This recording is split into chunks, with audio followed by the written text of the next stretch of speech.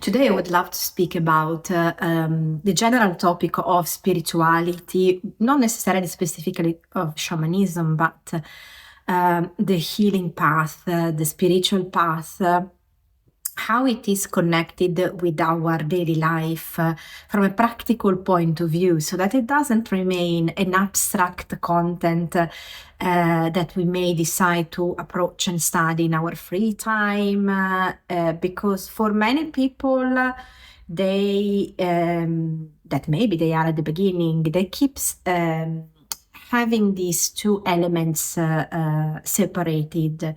So our daily life is in one sense, and then in my free time, I go to retreats, I go to teachings, I go to classes. When I have time, I meditate. So there is a sort of separation between the two things. And when we do that, we forget that the whole goal of spirituality is to support exactly our daily life, our challenges, our difficulties.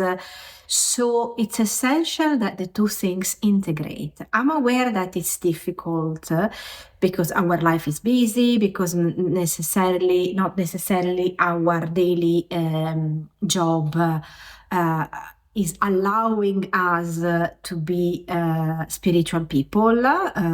For some of us, for some people, it's they are able to keep their spiritual vision and to apply that from a practical point of view to their daily lives. For some others, even if it's then in an unconscious, hidden, subtle way, without necessarily expressing them openly, but it's expressed in the way people react and face all the daily challenges. But for some others, it's difficult because they cannot truly express who they are. They are not allowed to react or not reacting, interacting in the way their teachings, regardless of the schools that they are attending, regarding of their beliefs, but how they should actually react, because the life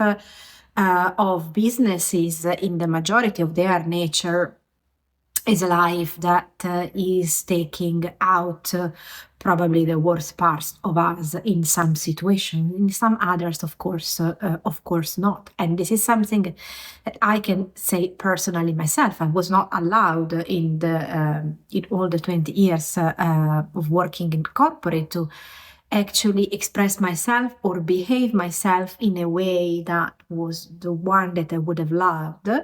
But you need to merge the expectations of other people. You have roles, you have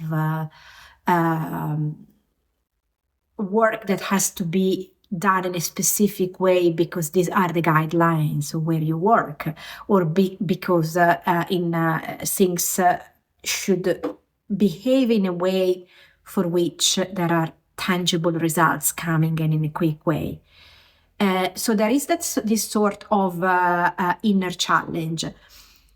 But the real scope, the real purpose of spirituality, of being on a path in which we realize that there is much more, is exactly being able to integrate the teachings, regardless of what you are following, regardless of the school, to your daily life. Because also if we study, sometimes there is the tendency of studying theory, being very much lost into the ceremonial and symbolical aspect. I can say that in shamanism, in Buddhism, because I personally practice them. And then, yes, we are able to define what suffering is, but then we are not able to say why we personally suffer every day, which is exactly the most important part, for which all the teachings, all the Dharma should be applied and taking into consideration, especially because we tend to live in a pretty much stable level of problems, of challenges that come and go, because sometimes one come in, the other one steps out, and there is a constant amount of things happening in our life. There is never a moment in which everything is fine.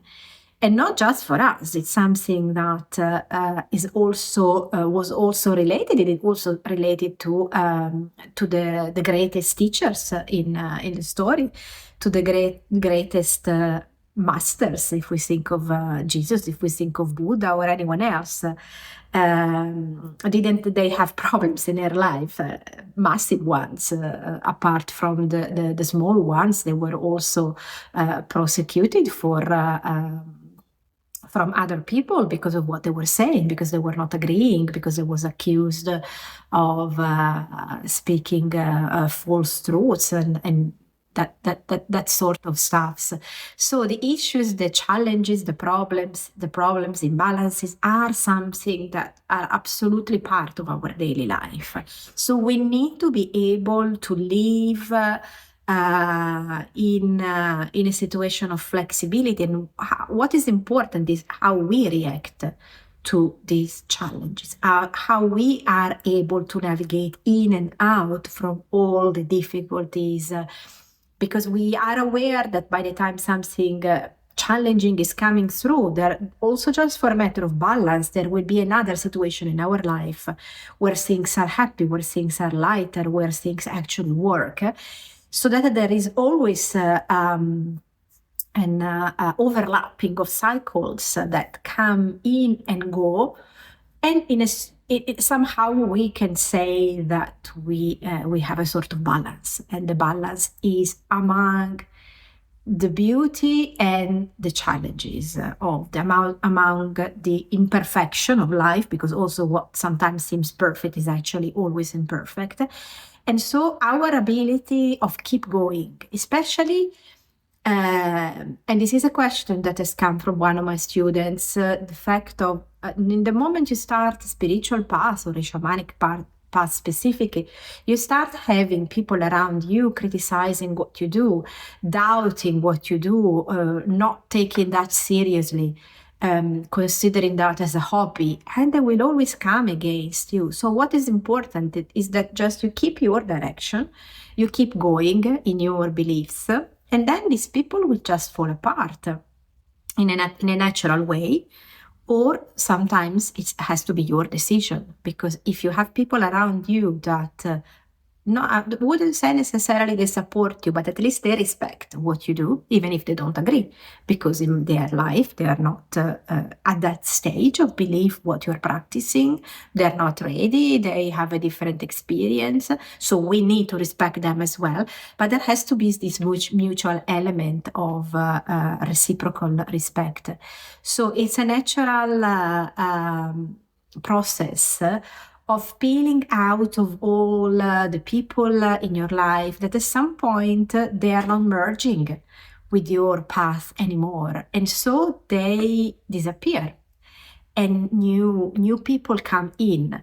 And so what is important that is always there is you, and you need to have the strength and the ability to keep going, being able to integrate all these elements that you are learning and put them into practice for yourself first, and then for the purpose of sharing what you have learned with other people, being aware that you cannot save them, so they need to do their personal journey. You can support it, you can assist, but it's them that need to make the changes, because otherwise when we try to change the life of other people, or when we try to make changes on their behalf, then things and patterns will come back again. So they will not actually learn the lesson, because it's more a wish and a desire that comes from your side, so that everything around you is in order, so that everything around you is aligned. But why are you doing that? Yeah, officially because you want to help them, but then it's just because you want to help your own mind to sort out all the situations around you, so that you are the one feeling better, and not necessarily yes, because you care about that person, but you understand that that person is not ready to change.